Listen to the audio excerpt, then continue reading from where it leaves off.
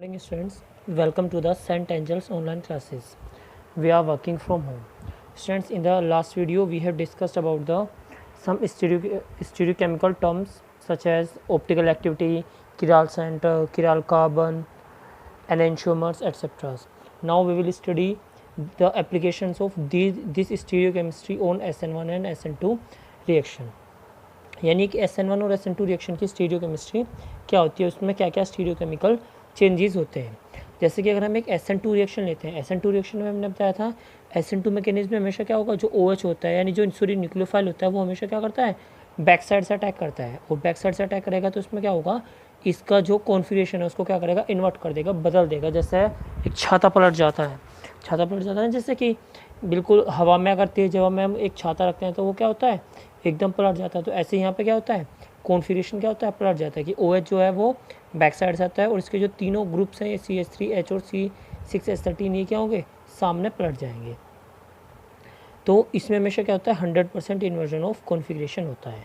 जैसे अगर हम देख सकते हैं यहाँ पे 2 ब्रोमो ऑक्टेन है, जैसे यहाँ पे 2 ब्रोमो ऑक्टेन है, ये कैसा है, पॉजिटिव मतलब ये डेक्सट्रोरोटेटरी है। और ये क्या हुआ, जब इसका SN2 मैकेनिज्म के थ्रू गया तो ये इसने क्या बनाया, माइनस ऑक्टेन टोल यानी लीवो रोटेटरी कंपाउंड बनाया। यानी इसका क्या हुआ, इन कॉन्फिगरेशन जो है वो इन्वर्ट हो गया है, बदल गया, यानी ये डेक्स्ट्रो से कैसा हो जाएगा, ये लीवो रोटेटरी हो जाएगा। तो एक SN2 रिएक्शन में हमेशा क्या होता है, 100% इन्वर्जन ऑफ कॉन्फिगरेशन होता है। क्यों होता है 100% इन्वर्जन ऑफ कॉन्फिगरेशन, क्योंकि जो न्यूक्लियोफाइल होता है वो हमेशा बैक साइड से या क्या कर सकता है, बिहाइंड से क्या करता है, वो अटैक करता है या उस बिहाइंड से बाइंड होता है। अगर हम बात करते हैं SN1 रिएक्शन की, SN1 रिएक्शन में क्या होता है, SN1 रिएक्शन में सबसे पहले तो क्या होता है मैकेनिज्म में, पहले तो क्या होता है, हेलोजन एटम कार्बन से टूटता है, कार्बन हाइड्रोजन बॉन्ड टूटता है, उससे क्या बनता है, कार्बोकैटायन। ये कार्बोकैटायन कैसा होता है, प्लेनर। बताया था आपको ये कार्बोकैटायन कैसा होता है, प्लेनर। और फिर जो क्या होता है, इस प्लेनर कार्बोकैटायन के ऊपर क्या होता है, न्यूक्लियोफाइल अटैक करता है। ये न्यूक्लियोफाइल इसकी फ्रंट साइड से भी अटैक कर सकता है और बैक साइड से भी अटैक कर सकता है। न्यूक्लियोफाइल जो है उसकी फ्रंट साइड से भी अटैक कर सकता है और बैक साइड से भी अटैक कर सकता है। अगर फ्रंट साइड से अटैक करता है तो क्या होगा,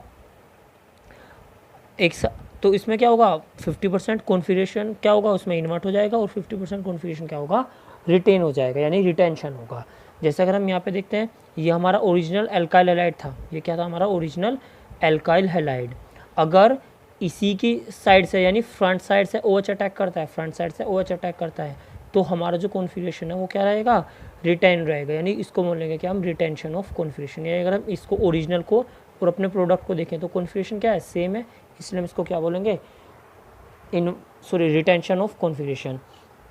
और अगर 50% चांस क्या है कि बैक साइड से अटैक हो, बैक साइड से अगर अटैक होगा तो कॉन्फिगरेशन क्या होगा, पलट जाएगा। जैसे अगर हम अपने ओरिजिनल कंपाउंड में और इस प्रोडक्ट में देखते हैं तो हमें क्या होगा, जो दो प्रोडक्ट मिलेंगे, दो तरीके के प्रोडक्ट मिलेंगे, 50% प्रोडक्ट तो मिलेगा हमें इन्वर्जन के साथ और 50% प्रोडक्ट मिलेगा हमें रिटेंशन के साथ। यानी अगर हम एक ऑप्टिकली एक्टिव कंपाउंड ले रहे हैं, आइदर वो डी फॉर्म है या एल फॉर्म है, जैसे यहाँ पे मैंने डी फॉर्म लिया, हमने ये कैसा है, ये डेक्स्ट्रो 2 ब्रोमोब्यूटेन, और इससे जो हमें कंपाउंड मिलेगा वो 50% डेक्स्ट्रो होगा उसमें और 50% कैसा होगा, लीवो होगा। उसमें क्या होगा, 50% डेक्स्ट्रो होगा और 50% कैसा होगा, लीवो रोटेटरी होगा। यानी क्या मिलेगा हमें, रेसिमिक मिक्सचर मिलेगा। उसी को हम क्या बोलते हैं, रेसिमाइजेशन बोलते हैं। यानी रेसिमाइजेशन होगा, 50% इन्वर्जन एंड 50% रिटेंशन।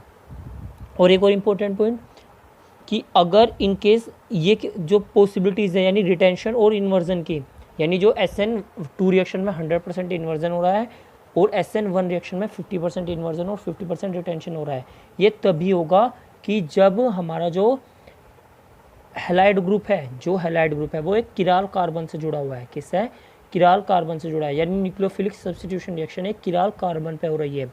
अगर एक किराल कार्बन पे हो ही नहीं रही है तो कोई स्टीरियोकेमिस्ट्री कोई चेंज होगी ही नहीं, तो 100% क्या रहेगा वहाँ पे, रिटेंशन ही रहेगा।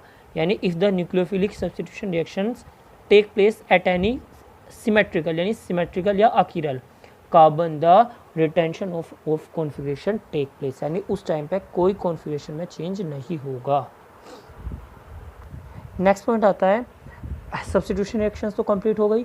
नेक्स्ट पॉइंट जो आता है वो आता है एलिमिनेशन रिएक्शंस। यानी मैंने बताया था जो हेलो एल्केन्स होते हैं या एल्काइल हैलाइड्स होते हैं वो 3 तरह की रिएक्शंस दिखाते हैं।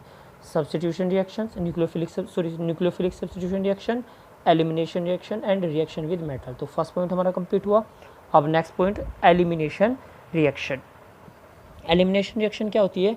एलिमिनेशन जैसे आप नाम से समझ सकते हैं, इसमें क्या होता है, एक मॉलिक्यूल एलिमिनेट होता है। एक मॉलिक्यूल क्या होता है इसमें?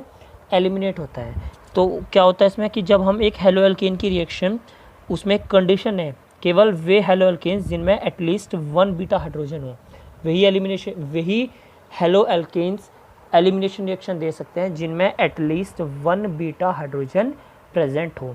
तो जब एक when haloalkanes containing at least 1 beta hydrogen is heated with alcoholic KOH, the elimination of HX यानी HCl, HBr, HI take place to give alkene। यानी इसमें से क्या होगा, अगर हम एक हेलो एल्केन की रिएक्शन एल्कोहलिक KOH से कराते हैं तो एक HX मोलिक्यूल सब एलिमिनेट हो जाता है। X हमेशा इसमें एक इंपॉर्टेंट पॉइंट है, X जो होगा यानी हेलोजन जो होगा वो अल्फा कार्बन से होगा, क्योंकि जिस कार्बन से हेलोजन जुड़ा है उसी को हम क्या बोलेंगे, अल्फा कार्बन बोलेंगे। और उसी के जो एडजेसेंट कार्बन है बीटा कार्बन, वहाँ से क्या निकलेगा, एक हाइड्रोजन निकलेगा। इसलिए हमने कंडीशन रखी थी कि बीटा हाइड्रोजन उसमें मस्ट है। तो इससे क्या बनेगा, इससे क्या ऑब्टेन होगा, एल्कीन ऑब्टेन होगी। इस रिएक्शन को क्या बोलते हैं, बीटा एलिमिनेशन। क्या बोलते हैं, बीटा एलिमिनेशन। फॉर एग्जाम्पल जैसे हम यहाँ पे देखते हैं, ये अल्फा होगा कार्बन, ये बीटा कार्बन होगा, एक अल्फा कार्बन और दूसरा बीटा है। क्योंकि जिस हेलोजन से, अगर हम अल्फा बीटा देखें, जिस कार्बन से हेलोजन जुड़ा हुआ है, हमारा, उसको हम बोलेंगे अल्फा, उसके एडजेसेंट बीटा, फिर उसके एडजेसेंट गामा, फिर एटसेट्रा। तो यहाँ पे क्या होगा, अल्फा कार्बन से तो हेलोजन चला जाएगा और बीटा कार्बन से क्या होगा, ये हाइड्रोजन चला जाएगा। तो इसको हम बोलेंगे अल्फा बीटा एलिमिनेशन भी बोल सकते हैं या केवल बीटा एलिमिनेशन भी बोल सकते हैं। और इससे हमें क्या मिलेगी, एल्कीन मिलेगी। अब इसी में एक पॉइंट आता है सेटजेफ रूल, बहुत इंपॉर्टेंट पॉइंट है सेटजेफ रूल, क्योंकि ये जो रिएक्शन होगी ये सेटजेफ रूल के अकॉर्डिंग ही होगी। सेटजेफ रूल क्या कहता है कि if there is a possibility of formation of 2 और मोर एल्कीन, यानी अगर एक एल्काइल हैलाइड से 2 या 2 से ज़्यादा एल्कीन बन सकती है। किसकी वजह से, क्योंकि अगर उसमें 2 या 2 से ज़्यादा बीटा हाइड्रोजन है, तो कौन सा बीटा हाइड्रोजन एलिमिनेट होगा, फिर कौन सी एल्कीन बनेगी। इसको जो